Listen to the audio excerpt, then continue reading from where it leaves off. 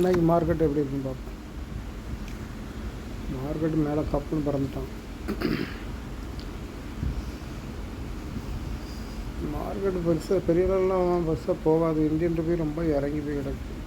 இது 97 வந்துருச்சுன்னு நினைக்கிறேன். எதனால் எனக்கு போர் நிறுத்த ஒப்பந்தானுங்கிறனால யாருக்கும் தெரில. அப்போ மேலே இந்த ஸ்விங்கை பிரேக் பண்ணணும், இந்த பையர் ஓப்பனுக்கு உள்ளே போகணும், அதை பிரேக் பண்ணி மேலே போகணும். இவ்வளோ நேரம் ஹோல்ட் ஆகுனாக்கு பிச்சுக்கிட்டு போயிடுவான். அவன் எப்படி ஆகுதோ தெரில. அங்கேயே நல்லா ஹோல்ட் ஆயிடுச்சு. ஓரளவு அந்த இதோட ஸ்ட்ரென்த்து கொஞ்சம் மேலே வரையும் போக தான் செய்யும். இந்த இது வரையும் போகிற வாய்ப்பு. அதை பிரேக் பண்ணாது. இதுதான் டார்கெட்டு. ரீச் ஆகுதா அப்படின்னு பார்ப்போம். கரெக்டாக டார்கெட்டில் போய் ரீச் ஆகணும். அப்போ தான் நம்ம கரெக்டாக என்ட்ரி எடுக்கையும் பயம் இல்லாமல் எடுக்க முடியும். 5 மினிட்ஸில் எப்படி இருக்குன்னு பார்ப்போம்.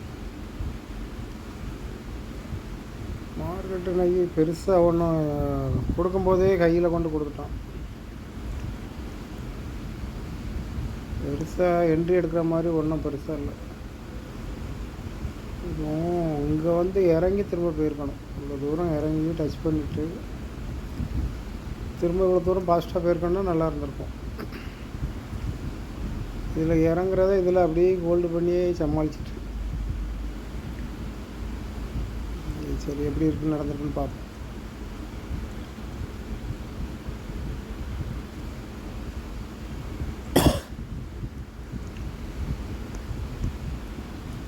ஃபஸ்ட்டு கேண்டில் இவன் தான். ஓப்பன் ஆகணும்னு ஒரு பாக்ஸ் போட்டிருந்தோம். சென்சஸில் கரெக்டாக இந்த இது மேலேயே வந்து பை ஆகிருக்கு பார்த்துடுங்க. இந்த இதுக்கு மேலேயே வந்து கரெக்டாக பை ஆகி போயிருக்கான். நிஃப்டியில் வந்து கீழே இறங்கிருச்சு. இவ்வளோ தூரம் இறங்கி அதுக்கப்புறம் ஹோல்ட் ஆகி திரும்ப மேலே போகுது. நிஃப்டியோட சென்சஸ் கொஞ்சம் நல்லா புரிஞ்சுக்கிட்டதுக்கு நல்லா இருக்குது. நிஃப்டி கொஞ்சம் குழப்பி விடுது.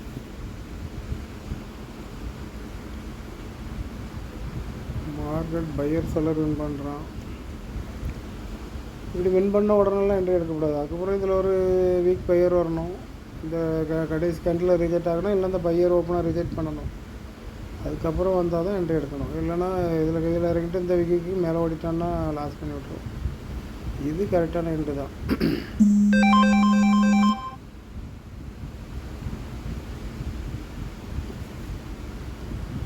இது கரெக்டாக வந்து பை ஆகுது. இதுவும் இன்னும் கொஞ்சம் இந்த விக்கில் போய் திரும்பி அதுக்கப்புறம் மேலே போயிருக்கணும். ஏன்னா இதில் வந்து ஃபஸ்ட்டு இந்த ஸ்விங்கில் போய் திரும்பி ரெண்டாவது கீழே வந்து ஒரு டபுள் டாப் மாதிரி எடுத்துக்கிட்டோன்னா இந்த ஹோல்டுங்கெலாம் ஆகாது, மேலாக போயிருப்போம். இது டைரெக்டாக நிறைய போன உடனே இந்த மாதிரி ஹோல்டு பண்ணி ரொம்ப நேரம் ஆக்கி விட்டான். இதில் இந்த பையர் செல்லர் வின் பண்ணோன்னே என்ட்ரி எடுத்துருக்கலாம். இந்த கேண்டில் முடிஞ்சோடனே எடுத்துருக்கலாம் என்ட்ரி. எப்போ தான் எடுக்கணும், அப்படி தான் எடுப்போம். பையர் செல்லர் வின் பண்ணோன்னா சப்போர்ட்டில் எடுக்கலாம். ஏன்னா இங்கே இது ஒரு ஸ்ட்ராங்கான சப்போர்ட்டு தான். மேலே போயிருக்கு. நம்ம அதே இடத்துல வந்து எடுக்குது. அதுக்கப்புறம் அந்த செல்லர் ஓப்பனுக்குள்ளே வருதான்னு பார்க்கணும். வரல, வெயிட் பண்ணுறதுக்கு. ஹோல்ட் ஆகிட்டுனா நம்ம திரும்பும்போது நம்ம எடுத்த ப்ராஃபிட்டெல்லாம் காலி பண்ணிவிடும். அப்புறம் இந்த செல்லர் ஓப்பனில் லைன் போடுவோம். அதில் வந்து ஸ்விங் ஆகுது. திரும்ப உள்ளே வருது. உள்ளே வந்துட்டு மார்க்கெட்டு டவுன் ஆக போகுதுன்னு சொல்லுது. செல்லர் இருக்கான்னு சொல்ல வருது. இந்த பையர் செல்லர் வின் பண்ண இடத்துல வந்து பிரேக் ஆகி மேலே போகுது.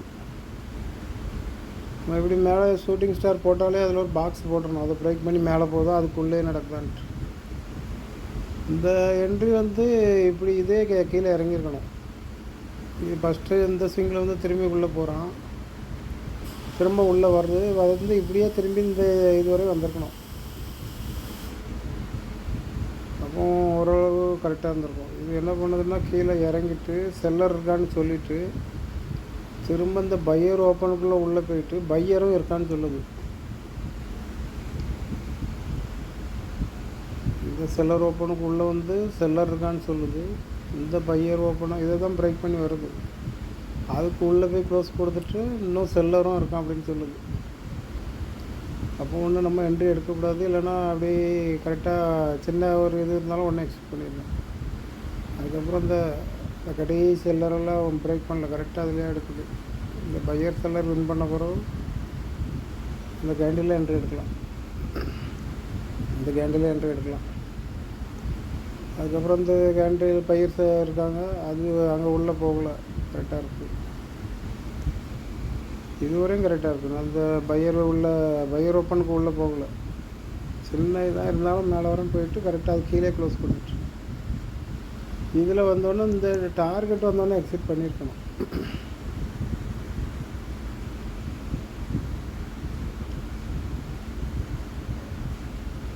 இந்த டார்கெட்டு ஏன் அந்த டார்கெட் வைக்கணும்னா, இது ஒரு ஸ்விங்கு.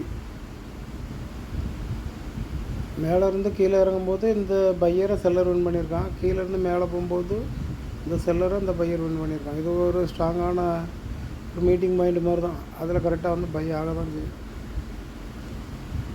இதில் என்ட்ரி எடுத்துக்கலாம், இதில் என்ட்ரி எடுத்துருக்க முடியாது. இதில் பை தான் ஆகிட்டு கரெக்டாக மேலே தான் போகன்ட்டு நம்ம எடுக்க முடியாது. ஏன்னா இது ஒரு டபுள் டாப் மாதிரி வருது. மார்க்கெட்டு அப் ட்ரெண்டில் தான் இருக்குது. ஏன்னா இப்போ ஓப்பன் ஆனதே நல்ல பையிங் ப்ரெஷரில் கேண்டில் தான், முழு கேண்டில் தான். பெருசாக எதுவும் அந்த பக்கம் எதுவும் விற்கவும் இல்லை, ஈக்குவலாக தான் இருக்குது.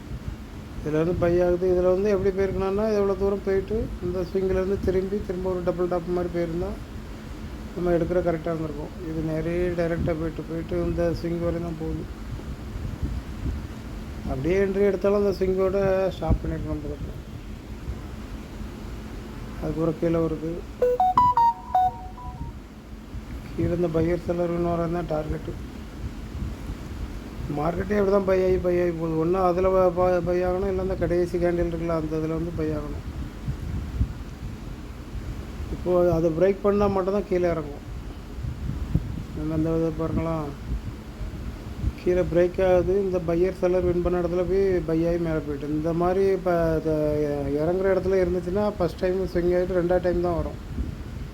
கரெக்டாக இருக்குது பாருங்க, ஜூம் பண்ணி காமிக்க. இந்த செல்லர் இந்த பையர் வின் பண்ணியிருக்கான். அது இறங்குனது கரெக்டாக அந்த கடைசி கேண்டிலில் வந்து ஸ்டாப் பண்ணி மேலே போயிட்டு தான் திரும்புது. ரெண்டாவது டைம் வரும்போது தான் உடச்சி வரோம். இதெல்லாம் கொஞ்சம் கஷ்டமான மூமெண்டம், இதெல்லாம் எடுக்கிற கஷ்டமாக இருக்கும். இப்போ அடுத்தப்போ இதில் மேலே போகுது, மேலே போனாலும் அது பாட்டு போயிட்டு பையர் செல்லர் வின் பண்ணுறான். இது ஒரு ஸ்விங் இருக்குது, இந்த ஸ்விங்கில் போய் திரும்பி இருக்கணும். அவன் திரும்பாமல் அது பாட்டு போயிட்டான். அதெல்லாம் என்ட்ரி எடுக்க முடியாது. அவ்வளோ தூரம் போயிட்டு அப்படின்லாம் சொல்லலாம் எடுக்கிறதுக்கு எந்த இதுவும் கிடையாது. ஒன்று போனால் இந்த கேண்டில் ஒரு ரெட்டாக இருக்கணும், அதை பிரேக் பண்ணி மேலே போகணும். இப்போ ஒரு ரெட்டை பிரேக் பண்ணி மேலே போதும், அதுக்கப்புறம் தான் கீழே இறங்காது. இல்லைன்னா இறங்குச்சுன்னா ஃபாஸ்ட்டாக கீழே இறங்கிடும். இந்த பையர் செல்லர் வின் பண்ணவரும் இது ஒரு ஸ்விங்கு தான். இதிலேருந்து இப்படி கீழே இறங்கி திரும்ப மேலே போயிட்டுனா அப்போ நம்ம எடுக்கலாம். அப்போ பையர் செல்லர் வின் பண்ணவர் அதுக்கப்புறம் எடுத்தால் ரெண்டாவது டைம் எடுக்கும்போது நல்லா மேலே போகும். இதெல்லாம் கிளியரான ட்ரேடு. இப்படி எடுத்தால் தான் நம்மளுக்கு ஃபெயிலியர் நடக்காது. ஆனால் இன்றைக்கி நடந்த மூமெண்டத்தில் பெரிய அளவுக்குலாம் எதுலேயும் எடுக்கலான்ட்டு அந்த அளவுக்குலாம் ஒன்றும் இல்லை. இது ஒரு 2 வேணால் எடுத்துக்கலாம். இது சென்சஸில் தான் இப்படி இருக்குது. நிஃப்டியில் கீழே வந்து கிடந்துச்சு, கீழே அங்கே போயிடும் போலுக்கு நினச்சேன். அது சென்சஸை பார்த்தா மேலே திரும்புது. எல்லாம் ஒரு கிளியர் இல்லாத என்ட்ரி இன்னைக்கு. அது மார்க்கெட்டு இப்படி தான் இருக்கும். நம்ம மார்க்கெட்லாம் ரொம்ப லோவாகுது. 1000 பாயிண்ட் கொடுத்தாலும் அது கையில் போய் ஓப்பன் ஆகணும் தான் அப்படி கொடுத்துட்டு. இந்த இதிலெல்லாம் எதுக்கு தான் எவ்வளோ ஃபாஸ்ட்டாக மேலே போகுதுன்னே தெரியல. ஒன்றும் எடுக்க முடியாத அளவுக்கு போயிடுச்சு. இந்த மாதிரி பார்த்து எடுங்க, கொஞ்சம் ஈஸியாக இருக்கும். 1 மினிட் பார்த்தாலும் 1 மினிட்டும் அந்த அளவுக்குலாம் ஒரு கிளியர் கிடையாது. அதுவும் அதுக்கு மேலே இடம் பையரி செல்லர் இந்த இடத்துலாம் போட்டு அரைன்னு அரைச்சி.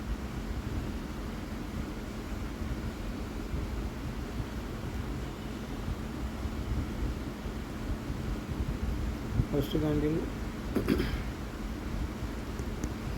அந்த மாதிரி போகணும் பாருங்க, அதுதான் என்ட்ரி. இந்த செல்லரை பையர் வின் பண்ணுறான். அதுக்கப்புறம் மேலே ஒரு வீக் செல்லர் இருக்கணும்.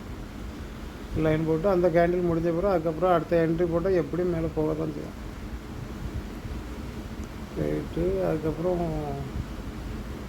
இது இப்படியே போயிருக்கணும். இந்த செல்லர் ஓப்பனுக்குள்ளே வந்துட்டு போகுது. அப்பவுமே கொஞ்சம் இறங்க போகிறோம் அப்படின்னு சொல்லுது. இந்த இதுக்கு மேலேயே ஓப்பன் ஆகி அப்படி போயிருக்கணும். இதுக்கப்புறம் உள்ளே இறங்கி திரும்ப இன்னொரு ஃபுல் பேக் எடுத்துகிட்டு போய் அப்புறம் பையர் செல்லர் வின் பண்ணோன்னா எக்ஸிட் பண்ணிடலாம். இதெல்லாம் என்ன கிடச்சிட்டு போகுது. அதுக்கப்புறம் ரிட்டர்ன் ஆகுது. இப்போ மார்க்கெட்டு இப்போ கண்டினியூவாக பையாக இருந்தால் எடுக்கக்கூடாது. இந்த இடத்துல வந்த பிறகு தான் எடுக்கணும். அதான் என்ட்ரி ஆகும். இதுதான் கரெக்டான என்ட்ரி. மேலே எடுத்தால் டப்புன்னு திரும்பிடும். இதில் 1 மினிட்டில் இந்த பையர் செல்லர் வின் பண்ண பிறகு இந்த ரிஜெக்ட் கேண்டில் வந்த பிறகு இதிலேருந்து எடுக்கலாம். அப்புறம் பையர் ஓப்பன் உள்ள வரல,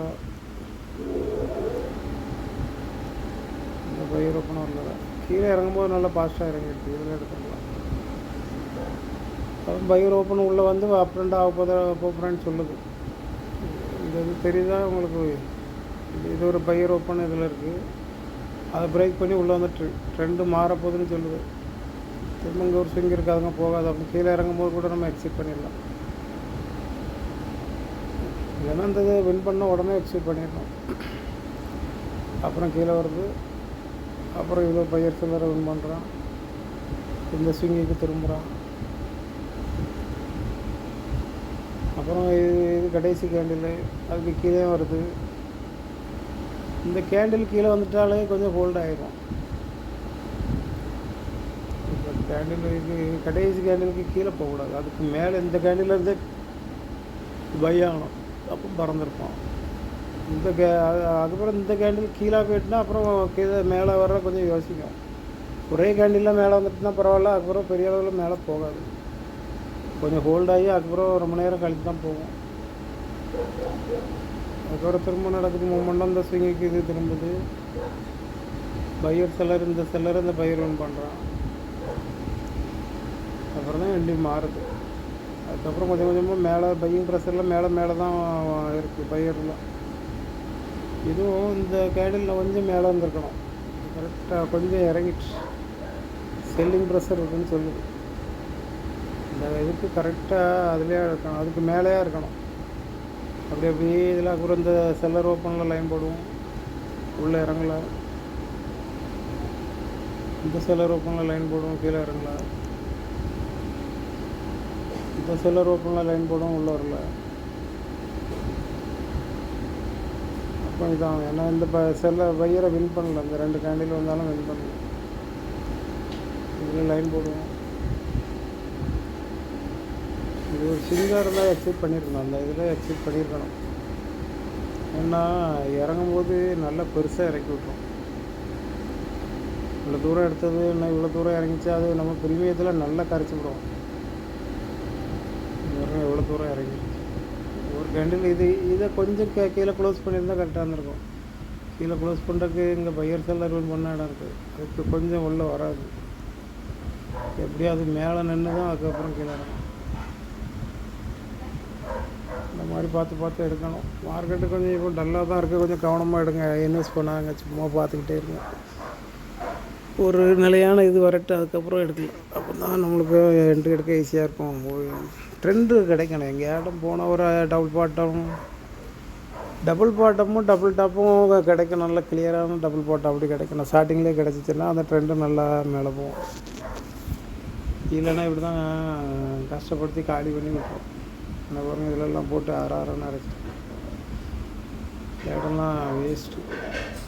இதெல்லாம் போட்டு என்ன தான் சொல்கிறதுனே தெரியாது. நான் அதில் பார்த்தேன். இந்த 5 மினிட்ல எவ்வளோ நேரம் இருந்திருக்குன்னு பார்த்தேன்.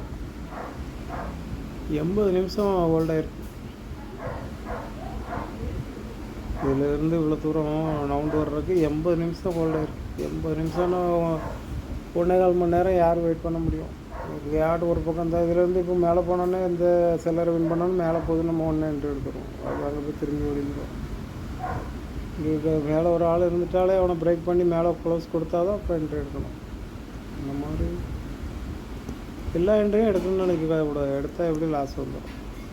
கிளியராக இருக்கா? இதுக்கு மேலே போனோம். அதுக்கப்புறம் இது ஒரு பையர் கேண்டில் இருக்கணும். அப்புறம் வீக் செல்லர் வரணும். அதை பிரேக் பண்ணி ஒரு கேண்டில் கொடுக்கணும். அதுக்கப்புறம் இதில் ஒரு லைன் போட்டோன்னா அதுக்கப்புறம் கீழே இறங்காது. அப்படி தான் அதான் கரெக்டான என்ட்ரி. அதுக்கு முன்னாடி இந்த கேண்டிலுக்கு மேலே பிரேக் பண்ணிவிட்டு எடுத்தாலும் அடுத்த கேண்டில் உள்ளே ஓடி வந்துடும். ஃபாஸ்ட்டாக கீழே இறங்கி விட்ருவோம். நம்ம இதை கொஞ்சம் கவனமாக எடுக்கணும். கிளியரான என்ட்ரி மட்டும் எடுங்க, பெரிய அளவில் லாஸ் வராது. எல்லாத்துலேயும் எடுக்கணும்னு நினச்சா எப்படியும் லாஸ் பண்ணி விட்ருவோம்.